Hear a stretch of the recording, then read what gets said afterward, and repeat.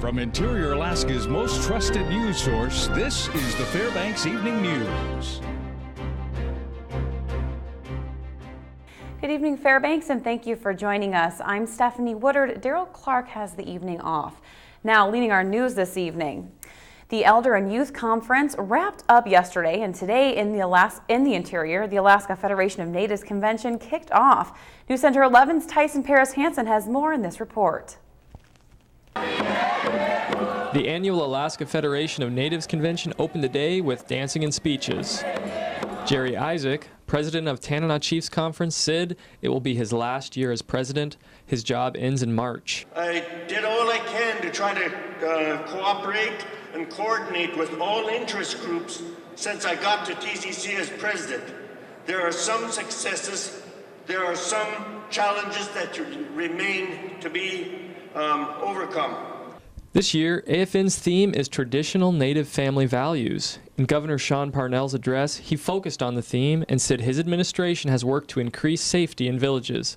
Their Choose Respect campaign has expanded awareness of domestic violence, and they've doubled the presence of village public safety officers in the last 5 years. Every community that wants to be safer through the good work of a VPSO will have one. Governor Parnell's big announcement is his education initiative to bring more of Alaska's best teachers to our children. They're going to supplement what teachers already accomplish inside a classroom, and we can do this through interactive digital learning. He demonstrated interactive digital learning by talking live with students several hundred miles away in the village of Manakotik. I wonder if I want to give you all a chance to ask me a question. Is there a question that you'd like to ask me before you go? Governor Parnell, the 900 class of 2014 would like to extend an invitation to you to attend our graduation ceremony on Friday. I think I'm going to have to say yes. But in the next 5 years, the governor wants teachers with specialized skills to talk via internet with students in every corner of the state. However, with more reliance on technology, the governor stressed that traditional family values are still the strength of future generations. Tyson Paris-Hansen, News Center 11. Today, the Alaska Federation of Natives Convention had a fully packed agenda. One of the main discussions was current issues in the tribal and federal relations. Now, some of the topics included tribal sovereignty, sequestration, and Supreme Court cases that have negatively impacted Native Americans. Speaker Greg Smith spoke of Native history in America and how Native culture has been portrayed. It's troubling and difficult when the people at the very top have that understanding. And anybody who has not been in Native communities, they often carry that Columbus story and these kinds of understandings with them, and it is very detrimental. That's why one of our, the only advantage of this problem is a lot of this is a problem of ignorance. And where it's ignorance, there is a solution, which is education, which is the effort of your organization and many others here and in Washington. All right, well, Mike Schultz is joining us for our first look at weather outside of the Carlson Center. Mike. Hey, Stephanie, it's a cold night here at the Carlson Center. Once again, a lot more folks tonight because they're all getting ready for dancing and singing and a band playing later on. It should be really a good night here. It was a good night today, a good day today. Temperature-wise, wasn't too bad. A little colder than we were expecting, but the temperatures should be warming up this weekend. In fact, we're looking at temperatures in the 40s. Now, I'll be back later on with the keynote speaker from today's kickoff for the AFN convention a little bit later on. Stephanie? All right, thank you so much, Mike. It does look pretty cold out there and dark. Stay with us. We'll have more of today's news after this.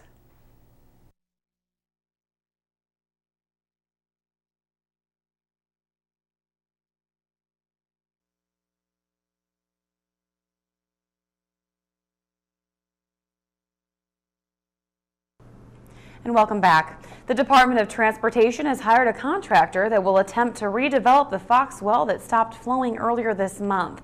They will begin testing and construction on Monday, which is expected to last for 3 days depending on the test results.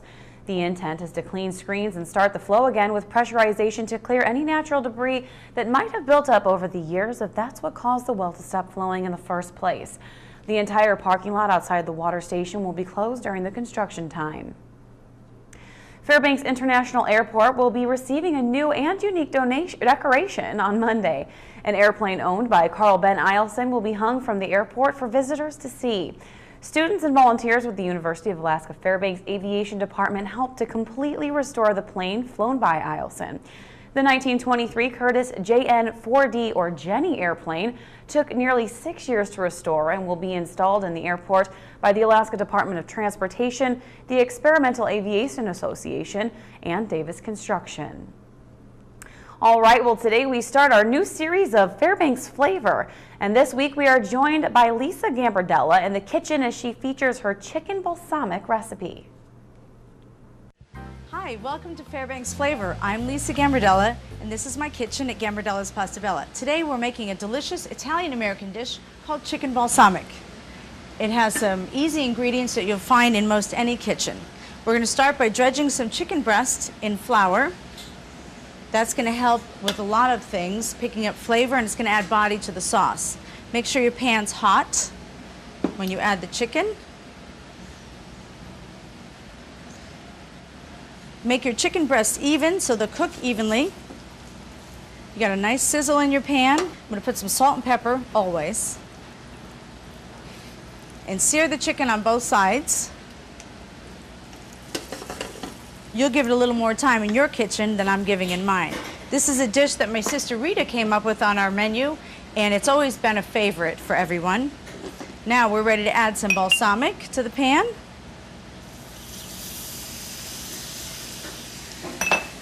Some chicken stock, homemade chicken stock with lots of fat in it, makes it delicious. Put in some ripe sliced olives.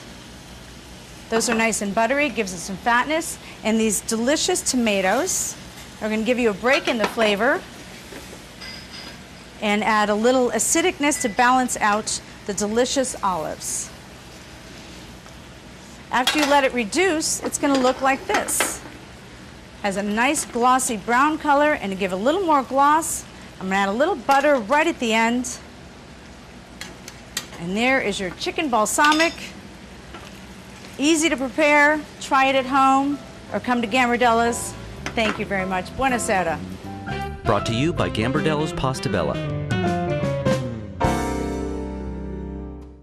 The Alaska Federation of Natives Convention tackles different issues that face the people of Alaska.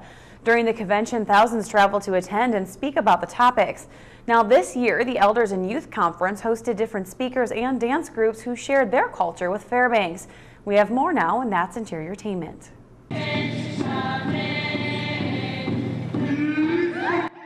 The Elders and Youth Conference kicked off this Monday with a full agenda. The event happened prior to the Alaska Federation of Natives Convention, and a huge portion of the conference was the different dance tribes from all across Alaska. Dance in the Native culture is meaningful in many different ways, but mostly to carry on tradition from generation to generation. It's pretty important. It's one of the main things to keep the culture going. Each dance has a different meaning. This specific group says one particular dance this year was their favorite due to its significance. It was probably Yaina. It's a welcoming song for people that come out of town or to our home village, and it's a lot of fun because it's really energizing. It's a fast beat. Now the conference tackled different topics that affect youth, such as suicide, drug and alcohol use, amongst a host of other things. That paired with the fun events, everyone says they are happy to share their culture together during this time. It's pretty nice. It's really fun. There's a lot of people here and get to meet new people and see other cultures. It's relieving and really nice because I feel like I did a good job and excited a lot of people. I'm Stephanie Woodard, and that's Interiortainment.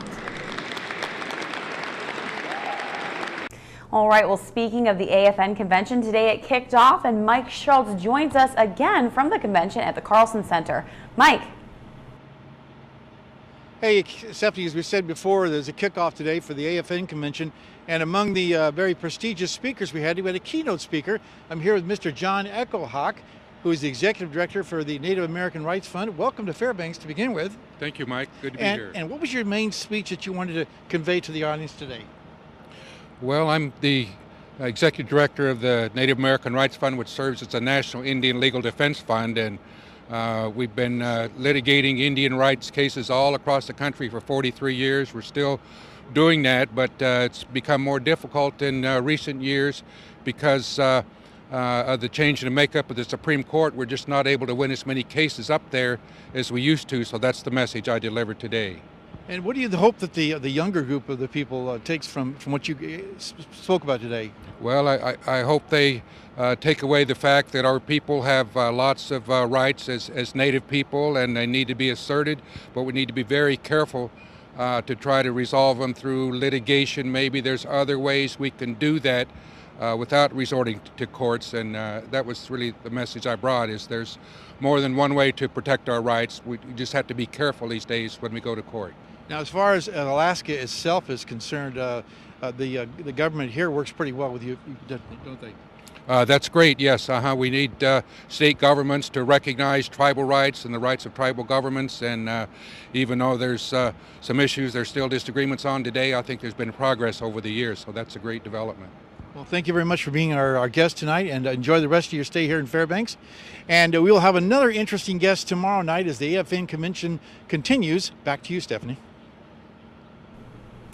All right, well, thank you, Mike. Now, switching gears to sports, you, sir. Joe will be talking hockey tonight. The Nanuks will be in a familiar place for the longtime Nanuks fans this weekend. The Ice Dogs are on the road facing some tough opponents. All that and more, including volleyball, when Joe comes up next in sports.